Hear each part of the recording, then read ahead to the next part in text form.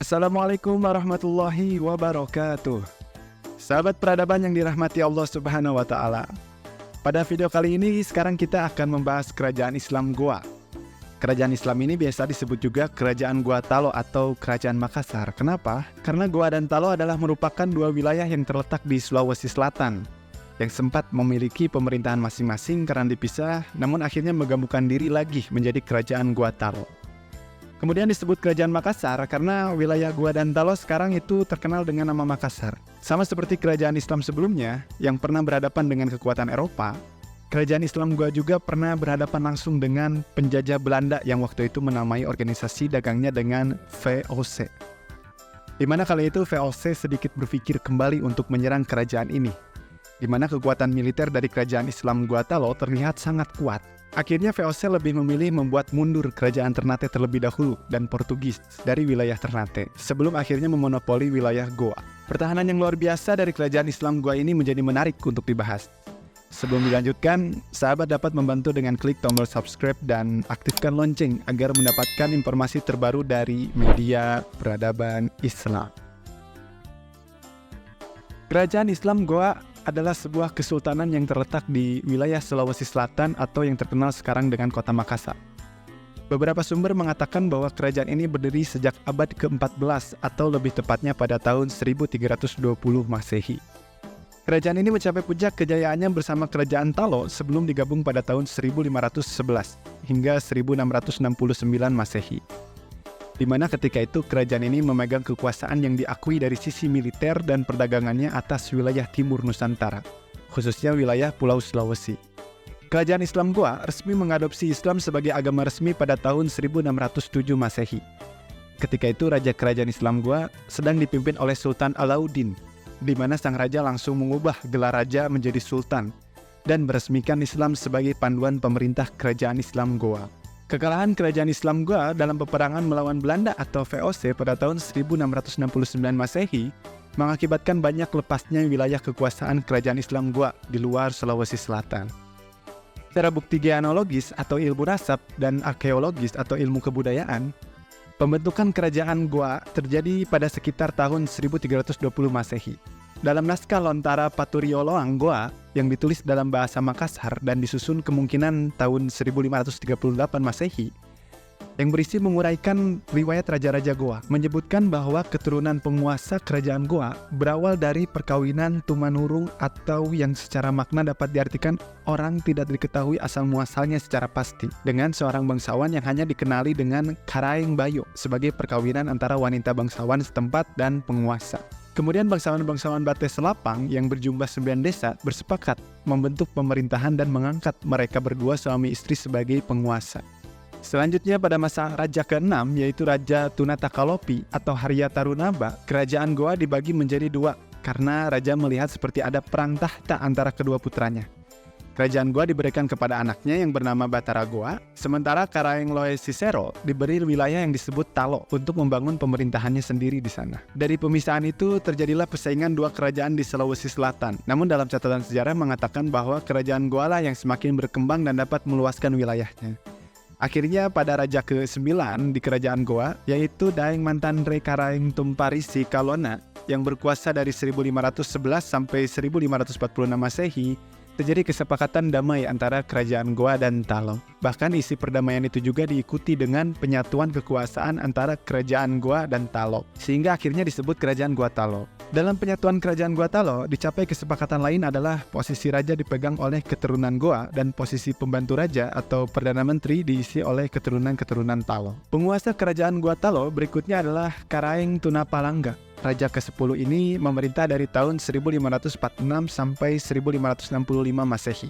Pada masa Raja ke-10 ini terjadi peluasan wilayah Kerajaan Goa Talo yang cukup besar melalui serangkaian agresi militer.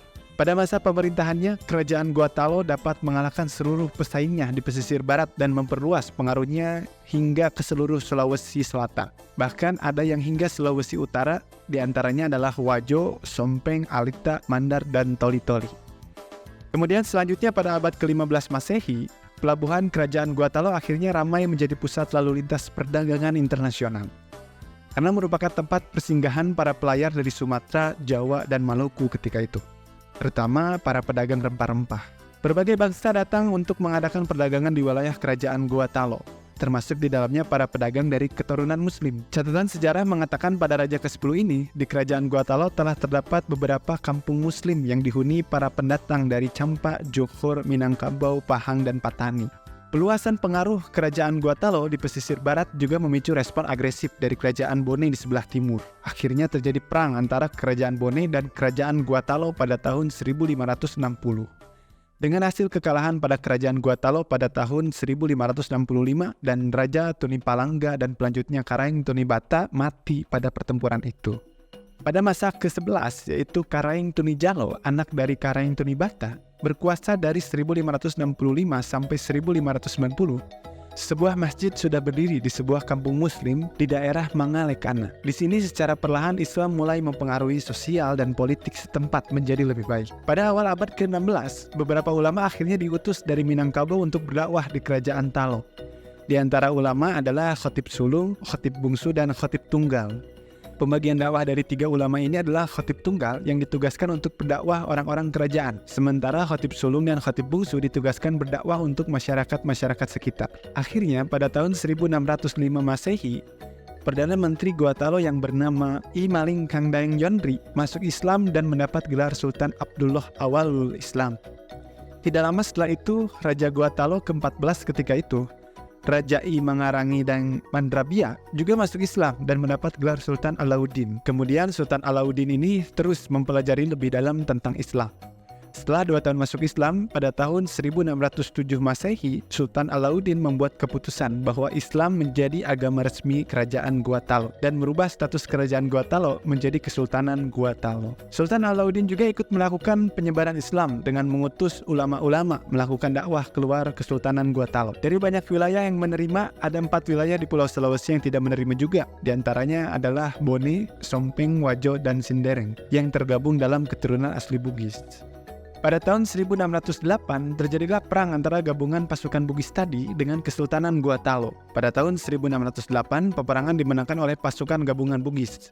Namun 1 tahun kemudian, Kesultanan Gua Talo kembali mengirim pasukan perangnya, yang pada akhirnya peperangan dimenangkan oleh Kesultanan Gua Talo dan wilayah asli Bugis tadi kemudian dapat menerima Islam. Selanjutnya pada masa Sultan Alauddin juga, perekonomian di Kesultanan Gua Talo semakin maju dan semakin berkembang. Seperti yang kita sudah ketahui di kerajaan-kerajaan Islam sebelumnya, pada abad ke-16 mulailah masuk bangsa-bangsa Eropa untuk memonopoli perdagangan di Nusantara. Pada saat itu, situasi Nusantara mulai terancam oleh bangsa-bangsa Eropa. Pada Sultan Alauddin, Portugis di Nusantara sudah menguasai Kesultanan Ternate dan seluruh wilayah Maluku. Sedangkan di wilayah barat atau tepat Pulau Jawa, VOC sudah membangun daerah di Sunda Kelapa yang kelak diganti nama menjadi Batavia. Hebatnya, Kesultanan Gua Talo, Sultan Alauddin sempat mengirim bantuan pasukannya ke wilayah Maluku untuk membantu Kesultanan Ternate di sana melawan penjajah Portugis. Namun pada akhirnya tetap Kesultanan Ternate tidak dapat menahan serangan dari Portugis. Belum lagi ketika itu Kesultanan Ternate mendapat serangan lanjutan dari Belanda yaitu VOC yang ketika itu ingin menguasai Ternate dengan mengusir Portugis. Masuknya VOC ke Gua Talo diawali dari diutusnya seorang perwakilan VOC ke Gua Talo untuk melakukan monopoli perdagangan dan mendapatkan ancaman jika tidak menyetujui perjanjian tersebut. Namun dengan keberaniannya, Sultan Alauddin jelas menolak perjanjian tersebut. Namun pada saat itu VOC masih belum mampu untuk melakukan serangan langsung kepada Kesultanan Gua Talo. Dan VOC lebih memilih bertempur dengan Portugis untuk merebut kekuasaan kerajaan Ternate di Maluku terlebih dahulu. Pada 16 Juni 1639 Masehi, Sultan Alauddin wafat dan diberi gelar Tumenangari Gaukana yang artinya wafat dalam kebesaran kekuasaannya, dan Tumenangari Agamana yang artinya wafat dalam agamanya. Tahta Sultan selanjutnya dipegang oleh Sultan Malikus Said. Sama seperti Sultan sebelumnya, Sultan Malikus Said juga bertindak tegas kepada VOC.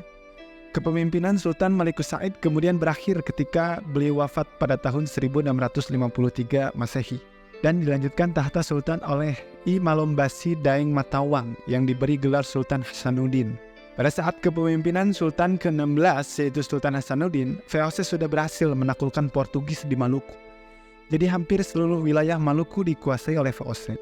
Namun Sultan Hasanuddin pun tidak tinggal diam. Sang Sultan juga berusaha menggabungkan kerajaan-kerajaan kecil di Nusantara bagian timur untuk melawan VOC.